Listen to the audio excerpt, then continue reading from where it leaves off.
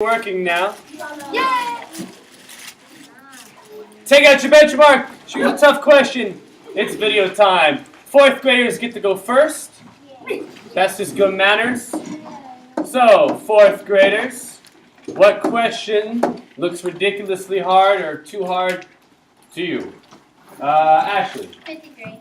Ashley says question 53 is hard. Turn to your fourth grade benchmark on page 22. It's page 22. That's question 53. It's in the lower right-hand corner. It's in measurement and geometry. The question asks, which circle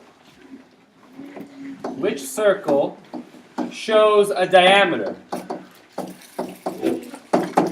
Diameter. And the only way to get this right is to know what diameter is. You see that they give us 4 options for circles. Let me make 4 circles real quick. There. What? Come on. I said give me a circle. There you go. There's a circle. I think it was on the left. There's a circle. There's a circle. There's a circle. Let me move them a little bit away from each other. There you go. Alright. Come on, come on. There you go. No, I don't want to type. I want to move this. There you go. Alright. So we got 4 circles just like in the question. In option A, we've got a dot in the middle. No dot in the middle. There you go. And a line straight across. In option B, a dot in the middle with half the line going across, kind of. In option C, a dot in the middle, and then like this weird diagonal line like that. Oh no, wait, sorry. That was B. My mistake. I wrote them out of order by accident.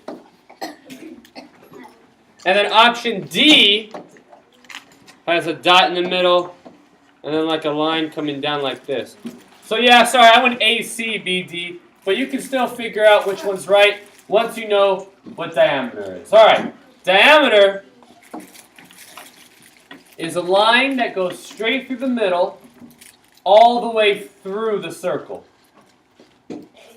So straight through the middle all the way through.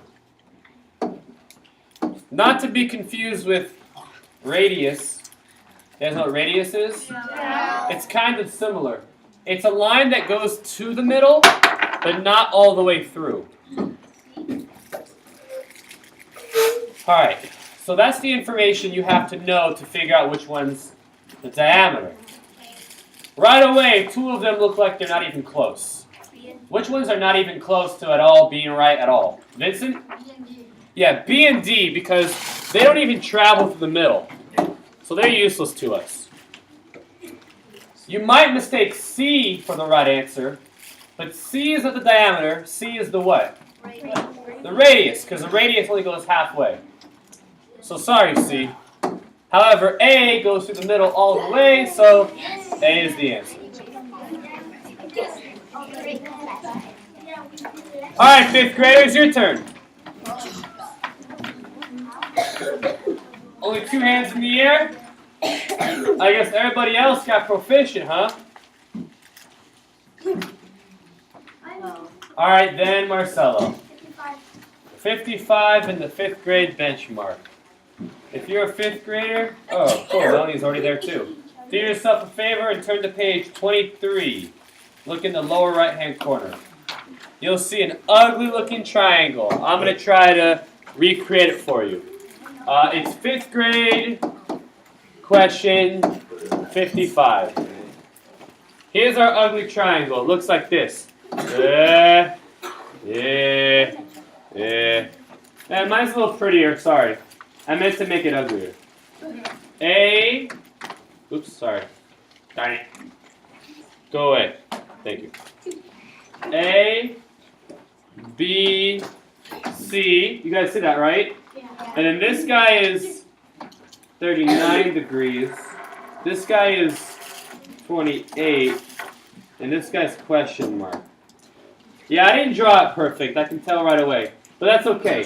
The drawing's not as important necessarily as those numbers on the inside.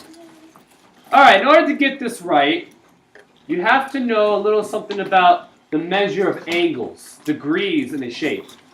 Maybe you've never heard of that before, but let me just tell you right now that in a circle, there is 360 degrees. Has anyone ever heard of like a trick or something where you spin around and it's called a 360? Yeah. Yeah. Shapes have degrees. A triangle is different. A triangle only has 180 degrees. 180 halfway spin. Kind of. Remember how triangles are like half of shapes? Yeah. They're like half of squares. They're also half of parallelograms. So it's like triangles live in this world where they only count for half.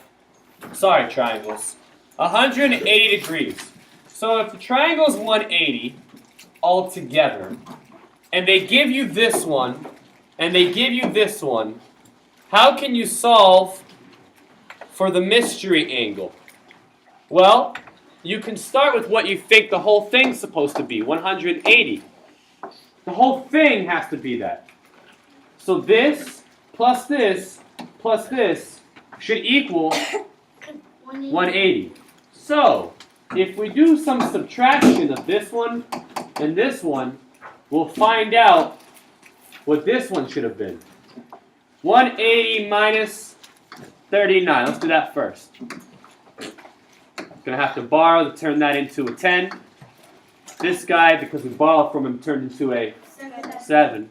10 minus 9 is 1. 7 minus 3 is 4. There's 1 in by itself. Now that we took care of him, let's subtract the 28 as well. Minus 28. Gonna have to borrow again. That turns into an 11. This guy we borrow from, so that's gonna turn into a 3. 11 minus 8 is 11 minus 8? This is math that you hope you get, guys. Don't look at it like it's super hard. 11 minus 8, 3. 3 minus 2, 1. There's 1. All right, do we see an option for 1, 1, 3 in our multiple choice answers? What letter is that? D. So 5th graders, the next time they ask you something about measure of an angle, and they give you 2 of them, but leave out the 3rd, you know that it's not some big mystery. All you gotta do is a little bit of simple subtraction, and you will find the right answer. You will. All right, guys, we don't want to keep this video too long. Why doesn't everybody say bye? We're all done.